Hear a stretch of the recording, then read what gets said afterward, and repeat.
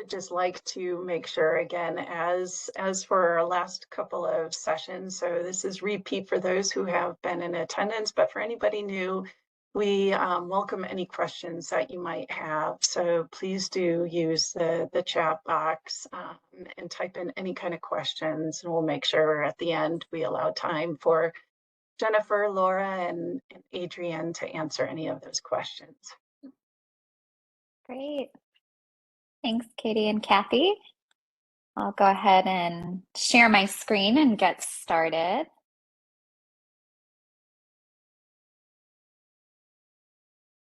So I'm Jennifer Ventrelli, for those of you who may not have tuned in before, and today is the third of our three-part series on nutrition and the mind diet. And we'll be talking about what we call quality carbohydrates. So for the mind diet, that's going to include beans and legumes and whole grains. And I'm sure Kathy and Katie have already sent out links to the previous two YouTube videos. If you missed them, we highly recommend tuning into those. So tonight, what I'm going to be talking about is getting us started off on some of the science. Today, specifically, we're going to be talking about how the mind diet can apply to what we call this brain-gut connection. And then I'm going to continue to talk about a tool that we introduced for meal planning, the Mind Plate for meal planning, and how quality carbohydrates fit into that. Then I'll turn it over to Laura, and she'll show us some hands-on application on how to do this with real food and some meal planning tips with the Mind Diet, beans and legumes and whole grains. And then we'll hear from Adrienne, who you all know and love, and we'll hear about some case studies in real examples in the Brain Health Clinic.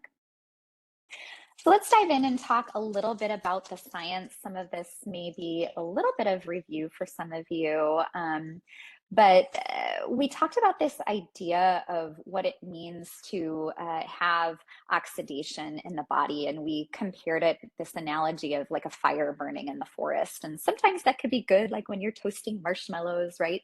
But when it gets out of control, or when the natural oxidative processes in the body that happen just to produce energy get out of control, that's called oxidative stress. That's what we don't want, because then that's when it can have the opportunity to degrade myelin, damage cells, and eventually turn into advanced aging and disease. So we talked about what's in our control. How can we control this? And it's the difference between what things fuel the fire and what things calm the fire. So we know that fueling the fire are diets high in saturated fat, refined sugars, and if there's any vitamin deficiencies, which we talked about, talking to your doctor about that. Then we talked about finding things in your diet and in your environment that are antioxidants, because the antioxidants basically act like firefighters. They control the oxidation and prevent the damage.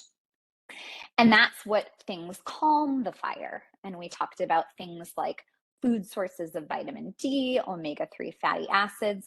Today, we'll hone in on fiber through beans and legumes and whole grains. Also vitamin E, and diets low in saturated fat. That's where we know specifically the research lies, especially for conditions like MS.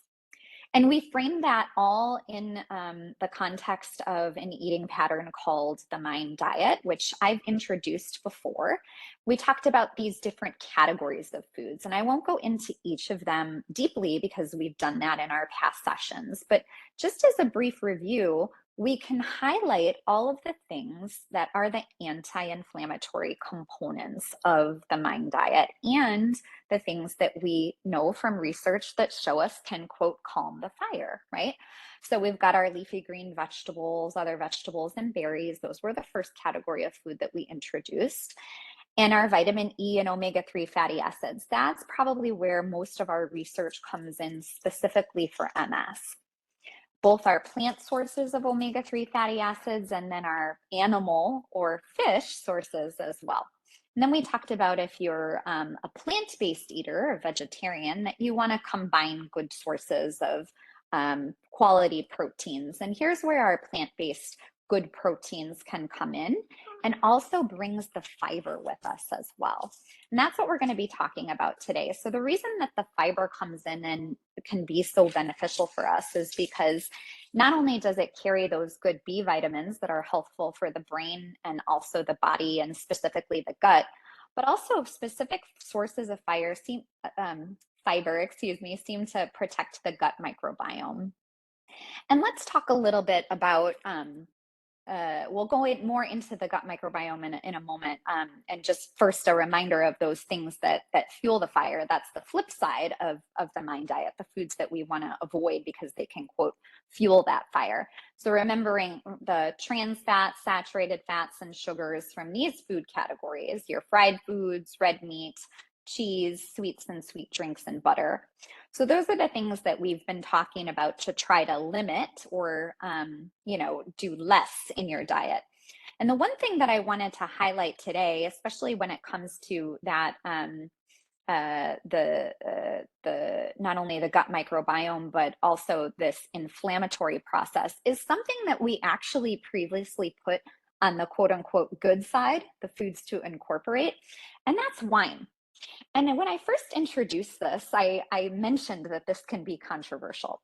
Now, there is research that shows that wine can be protective, specifically to the brain, because of the flavonoids and the specific nutrients that can be antioxidative. But in high amounts, it's actually neurotoxic and it can be inflammatory to the rest of the body. So my invitation to you all today is to bring a little mindfulness to this process. And what that means is when you're consuming, and I wouldn't just say wine, I would say all alcohol, start to pay attention to how your body feels. I think a lot of times people don't pay enough attention to how they feel after they consume, or maybe the day after they consume, right? And may not realize that this can be a really big component to symptoms.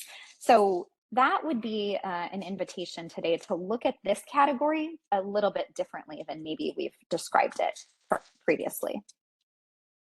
Okay, so let's talk about this specifically, this brain-gut connection.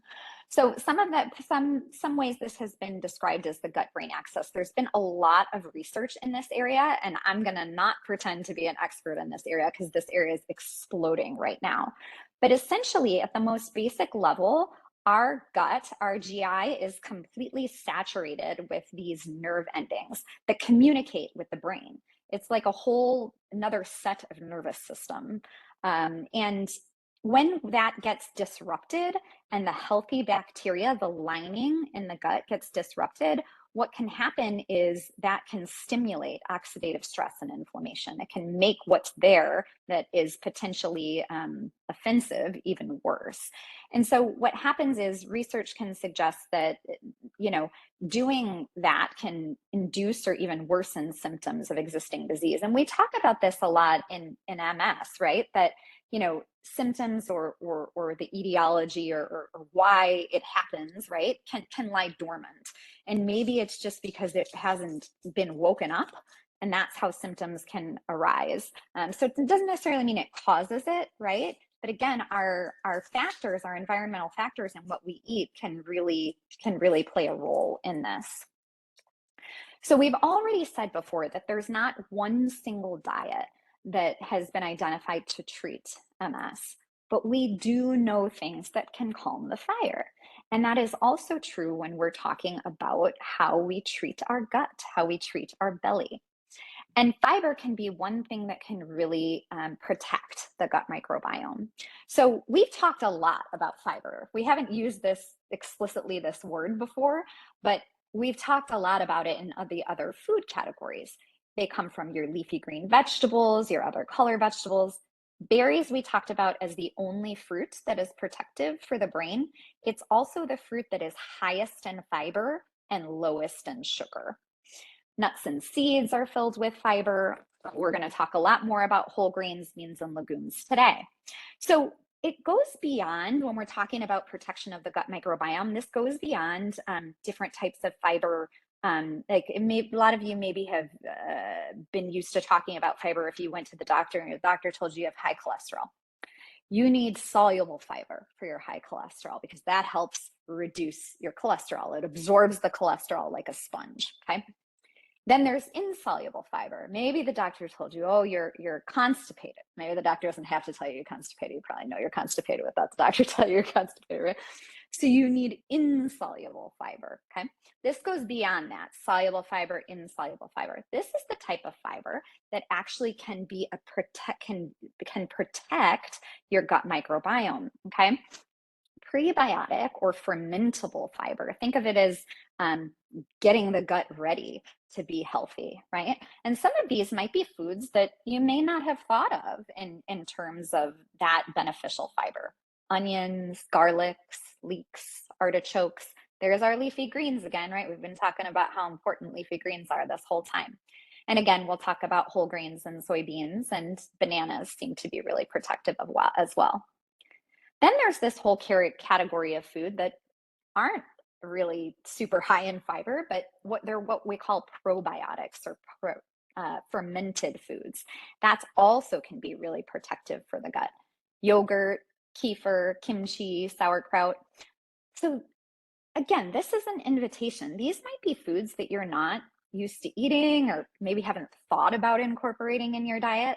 This is another invitation. If you have GI symptoms, if you're feeling sometimes constipated, sometimes you have symptoms like diarrhea, if you just feel bloating, if there's just something not right in the gut, there's no downside to exploring trying some of these foods. I would even remind you of the slide before this. Let's also start by being mindful of the alcohol we consume and just start paying attention. Can I do a little less alcohol, see how I feel in my GI? Can I start incorporating some of these foods and see how I feel? It's all an invitation. So the last thing I'll mention before I turn it over to Laura is how this can fit within your plate. So we did introduce this tool before in a slightly different visual. Today, because it's the last food category that we're talking about that kind of rounds out our plate, I'm going to take it in a kind of step-by-step process. So when we first introduced the Mind Diet foods, the first foods we introduced were the vegetables and the fruit, leafy green vegetables, other colorful vegetables, and berries. So when you're thinking about setting up a healthy meal, this is just like one meal. I want to build a dinner, I want to build a healthy lunch, right? Think about setting up half your plate with those foods. Those are the most protective foods for the brain, for the body, the best to calm that fire, reduce inflammation. They have the most nutrient-rich antioxidants present, right? And think about getting 2 fists on your plate, about half the plate, okay? So that's what it's going to be the base of your meal. Then think about how you can get some quality proteins in there. So that's what we talked about last month is our fish and seafood and also poultry. And you want that to be about the size of your palm without your fingers. So if you can get fish, great, because that's where our really bioavailable omega-3 fatty acids are. We love those categories. Again, if you're a plant-based eater, you're trying to figure out how to combine some quality proteins together, maybe like whole grain rice and beans together, but you want about a fist of your quality carbohydrates. And again, Laura's going to show us some delicious ways to do that with real food today. And then I always like to say embellish with your healthy fats. So how can I take some unsaturated fat? That's where my other sources of my healthy fats are going to be maybe some omega-3s. That's where my vitamin E is going to be, my anti-inflammatory properties there. So can I put some olive oil based dressing on my salad? Can I saute my colorful vegetables in some olive oil? And then get some herbs and spices in there and make it taste good, you know, really get some flavor in there. You can even do that with nuts and seeds. Laura has a delicious recipe with almond butter that is turned into a sauce. So there's lots and lots of different ideas that you can do here to make this really tasty and fun to complete. a healthy mind plate. So I'll give you a resource there. That's our website that has a lot of these recipe ideas on it, and an activity that you can go through if you wanted to take yourself through this and try to fill out a plate for yourself and try to explore some healthy foods that you like to eat. So I think I'll pause here and throw the ball to Laura to show us how some of this can apply in real life in the kitchen. Great. Thank you so much, Jen. Just make sure there's no questions. Looks like Katie's on top of that. Excellent. Thank you. As Jen said, I'm Laura, and I'm going to show you some simple recipes and ways to get in these foods that we're talking about today, are whole grains, beans, and legumes. So I think Jen mentioned this before in one of our other sessions, but you can get away the idea of needing a recipe when you're trying to cook something, and it can really just be about assembling food, right? And this is, I think, very true for whole grains, because we're going to talk about this. This is a staple food around the world, and a staple food is a food that people eat almost at every meal, and whole grains is certainly one of those. So we recommend getting in 3 servings of whole grains every day. And a serving is about half a cup if it's an intact grain, 1 slice of bread if it's a normal size bread. If it's giant, it might be a little bit more than that. And kind of thing with that. So about a half a cup. And the best way that I think that you should get them in is to have them be part of your routine. So we've talked about this a lot as a way to just establish these habits, is by have a routine of foods that you take in. And this is so true for your whole grains, because I think some people get overwhelmed by the idea of having 3 servings of whole grains. I think they have to be eating grains all the time. And it's really not as much as you think. And the more you just incorporate it into your breakfast or lunch or little snack or little side at dinner, the easier it becomes. And you don't even really think about it. You know, you're not stuffing yourself all the time. And I particularly love this one because I am much more of a plant-based eater. I do like a little bit of meat, but I do love a good vegetarian meal. And this is your main players with a vegetarian meal, is your beans, legumes, and whole grains. So the first thing, just real quick, is how to distinguish between a whole grain and a refined or processed grain.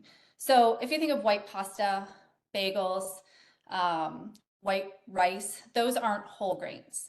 They are a grain, but they don't count as a whole grain. They kind of have all the nutrients, all those good things that are good for your gut that Jen just talked about. They're all kind of stripped away. So you're just getting a whole shot of energy in there. You're not getting all those good fibers and proteins and fats that we want from them. So I'm going to angle you down. And so just quickly, a whole grain, the easiest way to tell if it's an intact grain is it's going to be the only ingredient. So this is some farro. It's a whole intact grain. There's nothing else in it but just the farro.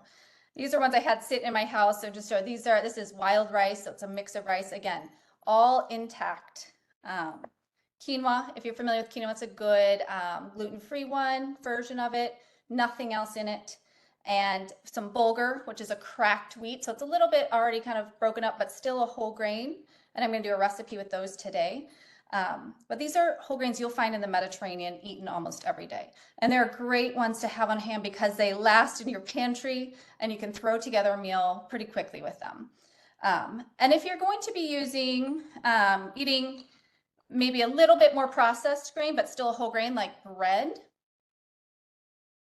a good way, let's grab my bread that we use here, so I use this brand. It's called Dave's Killer Bread. You can find it in most grocery stores. I really like it.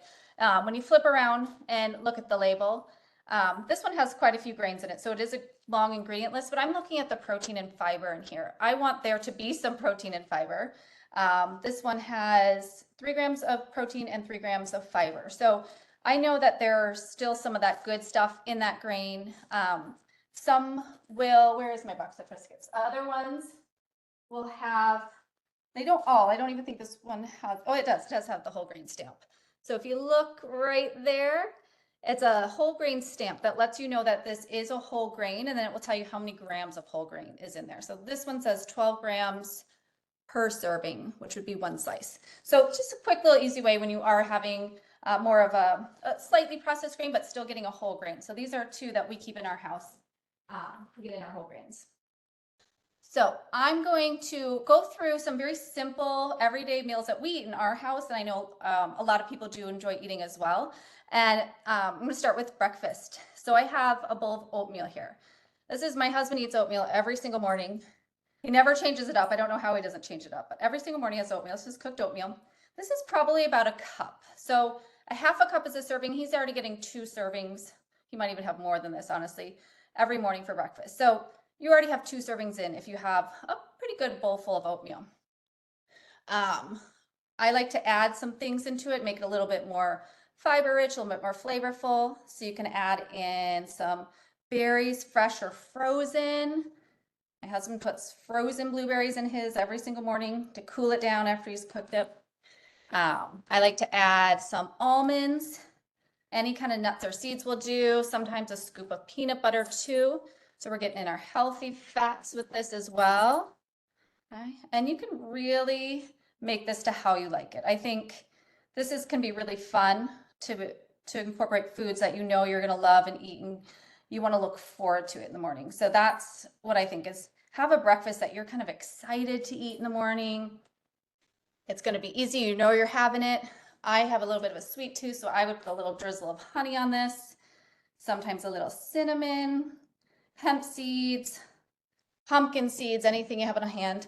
And that's a really great, easy, everyday food to have. Oatmeal doesn't really take much to cook. You can have it hot or cold, and just a great one to have, full of fiber, all those gut healthy fibers Jen was talking about there. So that's one that we do every day, very popular one. Another one is peanut butter toast.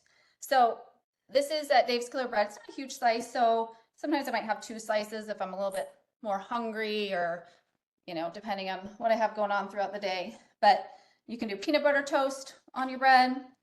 Sometimes I do avocado toast with eggs and spinach. That's another real popular one in our house. And then I like to do some smashed berries on it. So this is a good alternative to jams or jellies, because those are very high in sugar, right? And they probably don't have as much fiber. We know they don't have as much fiber. So just taking, again, any fresh or frozen berries, loading it on there. Might put a little honey on that. Sometimes I sprinkle some hemp seeds on it. Make it a little bit more protein rich. Often I have just a little side of a hard-boiled egg. You have a little bit of yogurt, and a super simple breakfast that comes together so quick. This is my kind of staple every day, and my kids like eating this one too. So that's another one, getting in your whole grain with good piece of toast there. Laura, Yeah. just quickly before we get too far past the oatmeal, someone had a question if you had any suggestions for a savory oatmeal recipe that they can try. Oh, a savory oatmeal. Jen, do you have one? Let me think for a minute. So I had a friend, I'm just thinking now, he would kind of make a smoothie out of it with his oatmeal, and I think he would put more like greens and vegetables in it. I never tried it, but he had it every morning. But I don't know, I'd have to think about that. Jen, do you know what? I can look while we're on, while you keep going, and I'll put one in the chat if I find one. Yeah, that's a good question, because that is usually something that's a little bit, I mean, you don't have to sweeten it. You could just eat it as is, right? Or you could add some eggs with it and something like that. But yeah, good question. Jen's gonna take a little search there. Hi. The next one I'm gonna show you is just a quick afternoon snack or mid-morning snack that I like to do. And that's whole grain cereal. So let's not count this out, especially if you can find a good brand. Like this is the Cashew brand. Lots of fiber, lots of protein. I think there's 9 grams of protein per serving. And I'm just holding it, and this is a half a cup. So you can see it's really not that much. Kind of fits, oh yeah, just about my hand. That's a half a cup. So you really don't need a lot to get in a serving. And it really can fill you up just over some, I think this is 2% yogurt. mix it in. Like it has some dried berries in there. You could add fresh, some apple slices, banana, anything like that. And that's a great little snack to have as well, making it kind of your part of your routine. And the last one, I already kind of mentioned Triscuits, but I love having crackers and hummus, or crackers, and this is a low-fat Swiss cheese. 6 Triscuits is a serving. They'll say they're around 6 to 8, depending on the cracker that you get. So that's 6 crackers. It's not a ton. Adding some vegetables to it and some almonds for a little bit more protein. And it's a great little picnic snack to have. I usually lay this something out like this in my house, and my kids will just eat it up. And another great way to get in a daily whole grain. Okay, so there's just some ideas for you guys. And again, just trying to make it as routine as you can, stuff that you know that you have on hand, you like, and can just start incorporating in every day. I'm going to move on to beans, just quickly talking about beans and legumes. So where are my beans here? A serving of beans is a half a cup again, and we want to get in 3 servings a week of beans. So that's 1 can for 1 person. That's really not a lot. Once I strain this, I rinse water over it when I open a can of beans or something. So that's a cup and a half for your whole week. That's all you need. So that's something that you can, I like to just kind of keep them in my fridge and sprinkle them on top of salads or add them into soups. Sometimes I like to make them into a paste or a hummus, something like that. And it's really, once you start incorporating them just in those little bits, they don't need to be the main star. Just having that little bit in there can really bump up any kind of meal to taste a little better. So that's what I'm going to show you with this. And then I'll show you another one when we do our next dish, which is combining grains and legumes to make a meal and have more complete proteins and have them combined. And this is something very commonly done in the Mediterranean, is to combine rice with lentils and beans with other grains. So this is the bulgur I was talking about.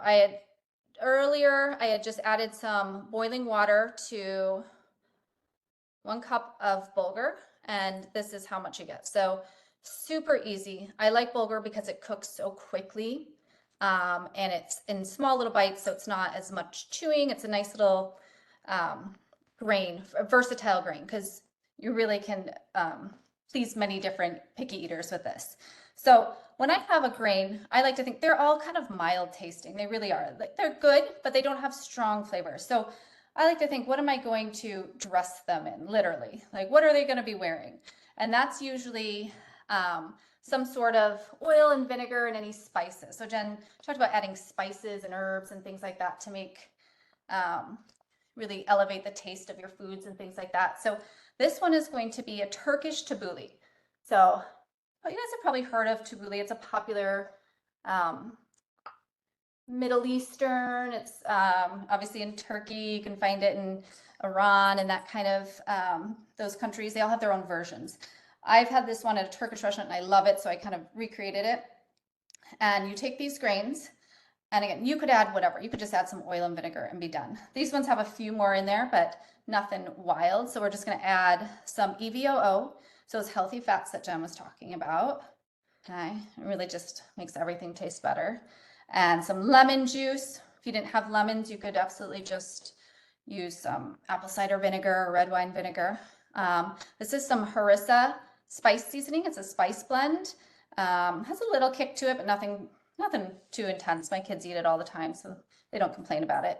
And then some tomato paste. And that's really what kind of sets it apart from a typical tabbouleh. And we're just going to start mixing that all together. You could also have done that in a separate bowl and whisk it to incorporate it. And then we're just going to let those marinate in this. Now, so now that it's dressed, we got the dressing on it, some good spices and some oil, the tomato. Then I'd like to add some accessories to it. Okay. And accessories are those fresh herbs, those things that are just going to really make it sing. And this one is using parsley and mint. I love adding fresh herbs to grains. I think they just really make the difference. Oh, and my salt, a little bit of salt. So any recipe will tell you to kind of salt your grains before you cook them. I personally don't do that. I like to salt them after so I can taste it as I go and see how much I want. And really, I don't like things too salty, right? You wanna be able to taste everything else and just have it kind of complement it. So you can absolutely salt when you're cooking them, but I like to do it after. Which I think, I don't know, Jen's Italian. I feel like Italians are horrified if you didn't salt your pasta water. Am I right, Jen? That would be like the worst sin ever. Laura, it's like my mother is whispering in your ear. Yeah. Oh, yes. I know. It's completely offensive. So do what makes sense for you. Absolutely. So we're just gonna run a knife through all those fresh herbs and like, oh, they smell so good. I love that mint in there. But here's the thing: if you don't like mint, then don't use it. You know, kind of use what you do like. If you don't like fresh herbs, then don't use them. You know, use what you like to do. So the great thing about this dish too is that you can make a big batch of it and leave it in the fridge, and you'll have it for several meals. So this is something I'd make. I try to do one good batch of a grain meal like this, like a good dish, and have it for lunches throughout the week. I can get 3 or 4 lunches out of it. I can pack it to go. It's ready, so easy. And I don't have to think about it. It's just done. If you saw, it really didn't take a whole lot. I mean, it was just a little bit of chopping. You can modify it a bit. So I'm going to show you how we plate this real quick with all the other good stuff. So this one I'm going to pair with some hummus. So hummus is made from chickpeas, which is a legume. You can make your own or get store-bought if you have a favorite one, whatever kind of works for you. And this way we're getting a whole grain and a legume in this. Okay. So what I put in there, that's probably a cup. That'd be my guess. I could be off a little bit. And I'm just going to add the hummus right on top of there. And this goes so well together. You could absolutely use whole chickpeas if you wanted. But hummus is it's so good when you can have really good hummus in there. And then, so she's dressed, she's got her accessories with the fresh herbs. And then I always think, who's coming to the party with these greens? And I'm just going to add in some complementary vegetables. So just some cucumbers and chopped tomatoes. I like to chop them real small. I think they go well with the grain that's a little bit more delicate. If you have big clunky vegetables in here, kind of get lost. The grain gets lost. I want to keep the grain the star. And then I might just add a little bit more mint on top, make it pretty. And I love that smell. And then also just another little drizzle of that EVOO if you want. I like mine nice and olive oiled up. So that is your tabbouleh, your Turkish tabbouleh with some hummus and veggies. And if I was serving this as a main dish for my family, which this is one of their favorites actually, sometimes I add meatballs, sometimes not, some turkey meatballs. Sometimes we add some pita on the side. This is not whole wheat, but I like to remind people, we want to get whole grains. That doesn't mean you have to eat whole grain everything. You know, your staples, your everydays, your grain salads, those are when you're getting your grains. When I go out for Italian or pasta, I'm going to get white pasta and enjoy it and love it. But for my everyday foods and my pitas, if I can get whole grain, I will, but sometimes we do white and that's okay. It's not about completely eliminating the other ones and only having whole grains. It's about having the whole grains every day as your staple foods and adding in your favorites when the time calls for it. So, so adding some pita, might add some meatballs that complement these flavors, and a big green salad. And that would be our main meal. Otherwise, I love this for a good lunch, good vegetarian lunch. Yeah. And that, I'll move you back up. That's the end of our cooking part. I don't know if there's any questions there. There's a million gazillion grains out there, and I'd say I always just recommend, you know, try them. And I like to go to Mediterranean restaurants and things like that and try their dishes and see what tastes good, because they've been doing it for a long time and they're usually fantastic. But yeah, just don't even overthink it and eat the things that you really like. think from my end, Jennifer's been on it answering a bunch of the questions that have come through in the chat. So I don't know if anyone's gotten any privately that I'm not seeing. No, I haven't seen anything additional than what's popped up. And Jennifer, thank you. Jen, did you find a savory oatmeal? I did. I put one in the chat that looked really good. Okay. And it reminded me how easy it is to just combine things. It looks essentially like an overnight oats with a fried egg and just some sriracha on top. Okay. And it's Okay. a nice reminder that you can really just take things you already use and Yeah. combine them. It's what you said at first, Laura. You don't need fancy recipes to eat healthy. Yeah. Yeah, it's so true. Well, Adrian, I'm gonna share your slides now, if that's okay.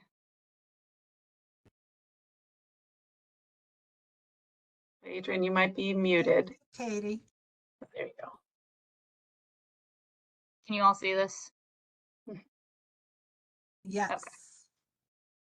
So I'm Adrienne Castillo. I'm the nurse practitioner of the Brain Health Clinic at the Rush MS Center. And I'm very happy to share one of my patients with you today. Rhonda is a 35-year-old female. She's had MS since she was 27. She's married and has 2 children, ages 5 and 2. She works part-time as a data entry clerk, and her DMT is Tysabri, and her MS is stable. She was referred to see me at the Brain Health Clinic for a lifestyle assessment and some brain health education. So Rhonda was really motivated to make changes to her diet and lifestyle. She was really interested in learning how to improve her gut health. And she did, when I talked to her and learned a lot about her, she really did understand that nutrition was a powerful tool to change and lower neuroinflammation in the brain and body. Next slide, Katie. So when I did my lifestyle assessment, these are my findings, and I categorized them into pro gut health findings and then negative gut health findings. So the pro gut health findings, Rhonda ate oatmeal 3 times a week for breakfast. She had lots of salads for lunch and added chicken, tuna, and quinoa for protein. She had made pasta for her family once or twice a week. Also, dinners that included fish or chicken with broccoli and white rice. I put that under pro because of the broccoli. And then she told me that she has a meatless Monday. And an example of a meatless Monday meal was black bean tacos with tomatoes, guacamole, and rice. So black beans being a great source of fiber, as are the vegetables, tomatoes, avocado. And the rice she ate was white, and we'll talk about that later. And some of her negative gut health findings. She was stress eating twice a week at McDonald's, or she would make boxed mac and cheese for the kids and eat that herself. She did tell me she liked candy, and she had a tendency toward eating candy at night. Her alcohol intake, 1 to 2 glasses of wine about 4 nights a week. And she had 2 vodka tonics every Saturday. And she talked about increased stress due to financial concerns in everyday life with kids and work. And why do I put that under negative gut health findings? Because when you have stress, Sometimes it trickles down into the area of making good decisions about what you're going to eat. You can turn it to the next slide, Katie. So we came up with a treatment plan, and it definitely focused around her specific question of what can I do to improve my gut. On the left, these are my guiding principles for improving gut health, and they include eating more fiber. Fiber provides food for the good bacteria in your gut, comes from fruits, vegetables, beans, lentils, nuts, seeds, and whole grains, all which you learned from Jennifer and Laura, and now I'm repeating it so you don't forget it. Again, aim for 3 servings of whole grains per day. Eat fermented food as they are sources of good bacteria. Try to eliminate as much processed food as you can. And the guideline for women for drinks per day is 1 and no more than 7 drinks in a week. And to manage stress as it may affect gut health.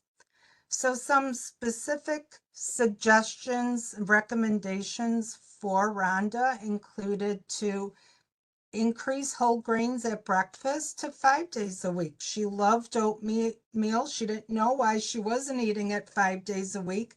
That was easy. And she suggested including not just a meatless Monday, but a whole wheat Wednesday, and went with the spaghetti dinner, whole wheat spaghetti, whole wheat bread, and a nice salad. I recommended that she eats a serving of fermented food daily, such as unsweetened Greek yogurt, sauerkraut, kimchi, or kombucha. Eliminate processed foods where you can. Replace white rice with brown rice. Replace white pasta with whole grain pasta. Whole grain tortillas instead of flour. And a recommendation for weaning off of the candy is to replace it with fruit. So these are all great sources of fiber. With the wine, we're going with 1 serving of wine, which is 5 fluid ounces per day. And why I choose wine over vodka is because of the high amount of antioxidants in wine versus vodka, which is a low amount. And then to work on stress management by increasing stress resilience and doing that with deep breathing, gratitude journaling, and incorporating yoga into your daily routine. And I have not seen Rhonda back yet, but I'm happy to report back to you when I do. You can turn to the next slide. And last but not least, what I wanted to share, we've been together for the last 3 months. And I've got some lessons that we've learned with a twist. So here we go. Eat real food, the ones that will eventually rot. If your 3rd grader cannot pronounce the ingredients, don't eat it. Real food rots. Eat the rainbow, not the foods advertised on TV, and not the cereal that changes the color of your milk. Shop the peripheries of the grocery store. Stay out of the middle. That's where all the processed food is. Get out of the supermarket when you can and buy your snacks at a farmer's market. It's not food if you received it through the window of your car. It's not food if it's called by the same name in every language: Big Mac, Cheetos, Pringles. And this is an actual Chinese proverb. Eating what stands on 1 leg, mushrooms and plant foods, is better than eating what stands on 2 legs, fowl, which is better than eating what stands on 4 legs, cows, pigs, and other mammals. Buy smaller plates and glasses. and spend as much time enjoying the meal as it took to prepare it. And those are all ideas from Michael Pollan from a book called Food Rules and Eater's Manual, which I happen to agree with all of those. And that's it for my presentation. I'm happy to answer any questions. Oh, I did want to say that I did not suggest a probiotic at this time. We talked about improving her diet first and then adding the probiotic once the diet was improved. I love to hear that, Adrian. We always recommend, in every situation, we always recommend food first and then maybe the supplements. Love that. Good. I'm glad that you agree.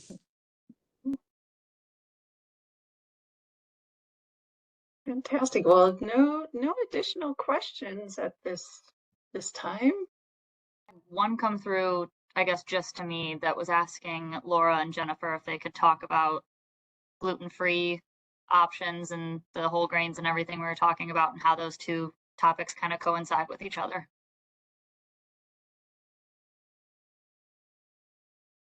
Sure. Yeah. Are they wanting ideas for gluten-free or just what are gluten-free options? Sort of both. So what we covered today, are those things gluten-free? And then if not, some suggestions for down the road. Yes. So some gluten-free options in terms of whole grains. So most of your beans are going to be all your beans are going to be gluten-free. So everything that Laura showed us today in the way of beans, black beans, your kidney beans, your garbanzo beans, all of your beans, as long as they're not cross-contaminated in terms of like touching other items that have gluten. But your gluten-free grains are going to include quinoa is gluten-free. Oats are technically gluten-free. The risk for oats is that oftentimes they're processed in the same machines as other items that are not gluten-free. So you just want to make sure you look, usually on the package, it will say certified gluten-free. So that's what you would want to look for there is a trusted source of oats that are gluten-free. Laura, what other grains am I forgetting that are gluten-free? Rice, of course. So your whole grain rice is gluten-free. Sorry. Yeah. So what contains gluten is wheat, barley, and rye. So a lot of the grains that I showed you were from the wheat family. So those will all have gluten in them. So anything that has rye or barley also has wheat. So Jen listed a few, but millet, quinoa, oats, Amaranth, right? Amaranth, yeah. Those are all gluten-free ones. And you know what? There is so many brands now that do gluten-free breads. And those are usually in the refrigerated section of a grocery store. And I think it's all about trying them and seeing which ones you like. When you have something gluten-free, it's just a little more crumbly. So, but I think that the flavor can be delicious and just as good. So, yeah, just kind of looking out for brands that you like when you're getting your crackers and breads. And then otherwise, if you can have oats and quinoa that works for you, then just kind of making those your staple. There's even rolled quinoa that you eat kind of like oatmeal because it kind of takes on the shape of oatmeal. And that's a good one to throw into if you get sick of oats in the morning or something like that. Yeah, and brown rice is a great one as well. And wild rice, I love wild rice. That's one of our favorites. Yeah. There was another question that came through stating that some other well-known diets recommend no legumes and no gluten. Could you explain why the Mind Diet does recommend whole grains or things with gluten if there's, a scientific reason behind it or just, rationale? Yes, the scientific reason behind it is that the research shows an association between the individuals that consume those items, the whole grains, the beans and legumes, and the slowed decline of cognition and prevention of Alzheimer's dementia. Also, individuals who eat the highest amounts of whole grains compared to those who eat lower amounts of whole grains have lower levels of inflammation in their brain. And I quite like the way that, I don't know if the person asked the question that way or if Katie, you just asked it that way. Can you explain the science behind it? What I can't explain is the science behind the other diets that are saying to cut them out. I really, it's really a mystery to me because I don't see that rationale and foundation for cutting out grains and eliminating them from a scientific perspective. So we believe that according to the research that we've seen that they're good, both good for the body and the brain.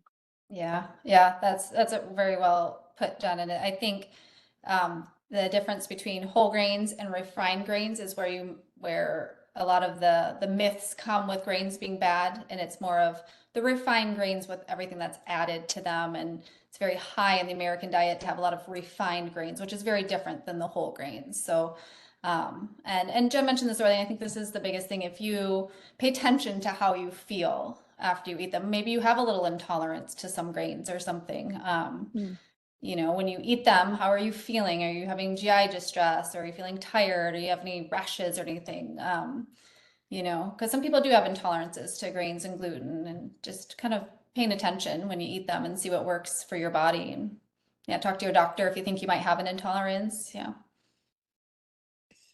That's a great point, Laura. I'm glad you mentioned that because the assumption there when we say they're healthful is that they're for everybody. And this is a category that, you know, maybe we could separate out. We talked about whole grains and beans and legumes together as one category in the context of the Mind Diet. And this would be an important place to separate those out. Because you're making a really great point that if you have a true allergy, I said this back, I think in the first cooking demo and information session that we did. There isn't evidence to support that gluten or dairy is directly inflammatory, because we get a lot of questions about dairy too. Should we stay away from dairy? Should we stay away from gluten? And there isn't evidence to support that those in and of itself cause inflammation and oxidation, right? That they're negatively impact and can make symptoms worse.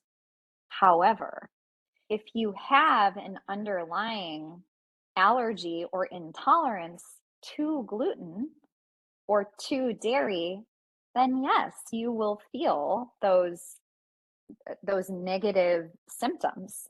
And yes, for you, then you should stay away from those. So that's why, you know, when you're exploring that for yourself, the best strategy is to pay attention. And specifically with gluten, if you're exploring this for yourself, it's not just how do you feel after you eat it. It's not even just how do you feel the next day. Gluten can stay in your system for up to 3 days after you eat it. So really, if you want to explore this and do it properly, you should be paying attention and keeping a journal of what you eat and your symptoms up to 3 days after you eat, and documenting your symptoms with what you've eaten. So this is a really important point. Thanks for the question. And that's a great suggestion, Jennifer, keeping the food journal, because I can work with anyone in the brain health clinic to go through those journals and to come up with very specific individualized interventions that include the information from that food journal. Yeah. Great resource. Yeah. Was one question that came through in the Q&A section that said, with bone density being a large issue for many with MS, can you suggest ways to get more calcium in your diet just outside of dairy?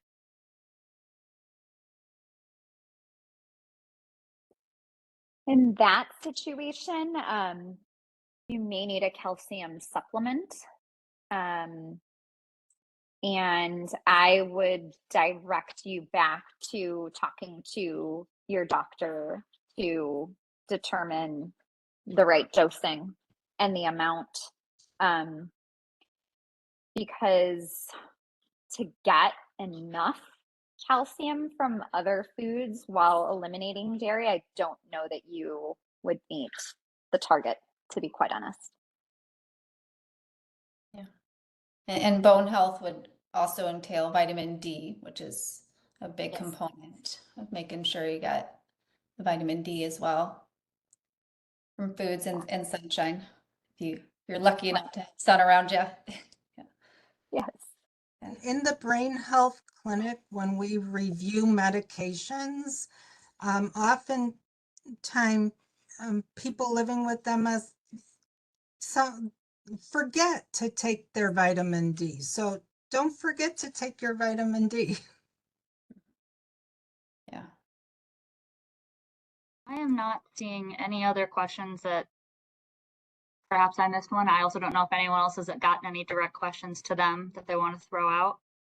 Well, there was one here that asked, are the probiotics that you get in the green drinks good for you, i.e. AG1 or Live Well? Not sure I'm familiar. So are you familiar with this, Jennifer or Laura? Yeah, I have not seen enough, I haven't seen any direct research on that to really speak to saying outcomes from it have been shown to be beneficial. So I can't directly speak to that. I don't know, Laura, if you have more information on that. Yeah, no, same. That would be the same response. I don't think they have done a lot of investigation. Those aren't regulated in any way. So, they haven't done trials to see if that's actually making an improvement that I've seen and what Jenna said. So it goes back to, if you're feeling good, I know a lot of people like the AG1 greens, and they Live Well. If feeling good on them, then that's a good sign, even if it's placebo. Sometimes we'll take that. But as Jen said, we like to go to food first if you can get it from food, because that's kind of the way nature intended it to be packaged. So if you can get them from foods, that's number one. But if you're feeling good having the greens, and then maybe keep going with that as long as it's not harming you. Yeah. I'm wondering why no one asked for a kombucha recipe. And for those of you who know Dr. Stefasky, just ask me about my kombucha story with Dr. Stefasky later. That's a whole reason to make an appointment with me at the Brain Health Clinic. Dr. Miedemanneh Please, doesn't like Adrian. it either. I'll fill you in later, Jennifer. Looks like there's a question about water intake. Do you see that one? I do a high intensity workout at least 3 days a week, and the gym always encourages me to drink at least a gallon of water. I'm wondering if that is necessary. Yeah. I would say it's not necessary. It's water intake is definitely determined on the output. So if you're sweating, you think close to that, then you definitely want to replenish. But I would never, I'm a personal trainer, Jen is, I would never tell someone to drink a gallon of water. It's more of a kind of hydrate before a workout, hydrate after a workout, during if you can, but just make sure you're peeing several times a day. I think it's about 7 times a day, and take electrolytes with it. It's just leave a little bit of lemon and salt in your water to help keep the electrolytes up if you're really sweating away there. But yeah, I don't think it's necessary to focus on that. Jen, what do you think? Yeah, I think the other thing people forget about water is, or when we get questions about like how much water should I drink in a day, like this idea of drinking a gallon, I'm imagining like glug, glug, glug, glug, glug, a gallon of water right after a workout, right? I always recommend that should be spread out throughout the day, right? You should stay hydrated all day long. To Laura's point, before and after the workout is really important. But thinking about having water all day long is going to help you absorb all the nutrients from your food all day long and stay, you know, the brain can't tell the difference between hunger and thirst. The satiety center in the brain responds in the same way. Sometimes we eat when we think we're hungry, but we're really just thirsty or dehydrated. So it's good practice to have water available all day long. I usually tell people to just be prepared, have a glass of water before each meal, before each snack, and then, as Laura's saying, hydrate before and after with some electrolytes after workouts. That's the guideline I would recommend. There was another question again around previous recordings, and as as we had indicated earlier, that link is posted in the chat box, but Katie will also send that out to folks. So, so anybody who is just attending now for the third session, that will come out as the package for all of them. Hoping to have the video uploaded tomorrow. So hopefully I will be emailing that out tomorrow night, if not the day after. Perfect. And I would also just recommend folks who have been part of this 3-part series to check out the book that Jennifer and Laura Morris have, the Official Mind Diet book. It is it really is a great resource, has a wealth of information. So I really would recommend checking it out. It's a great resource. Yeah, thank you. Thanks, Kathy. Suzanne, I will send a link to purchase their book within the summary email I send for just summarizing the whole series and giving you all the link to YouTube as well. Does that work for you guys? That'd be Yeah. great. Thanks. Thank you so much. Well, this 3-part series has been very fun. We've had a lot of good feedback on it. So thank you, Jennifer and Laura, so much. I've certainly learned a lot. I know everyone else has as well. As always, I will send out the link to the recordings on YouTube, the link to their book, as well as I will include the recipe that Laura went through today. And hopefully we'll see you all in the second Monday of September, where we'll be talking about, I believe, yoga, correct? Correct. Kathy? Yep. Okay. And that's going to be on Monday, September 12th with Mindy Eisenberg from Yoga Moves MS. So we should have a great session with her. Very cool. Yeah. Well, thanks for inviting us. We've had a blast with you all these past 3 sessions and appreciate your Yes. time and attention. Yeah. Thank you. Excellent information. Thank you so much. Thanks, everybody. Have a good rest of your night.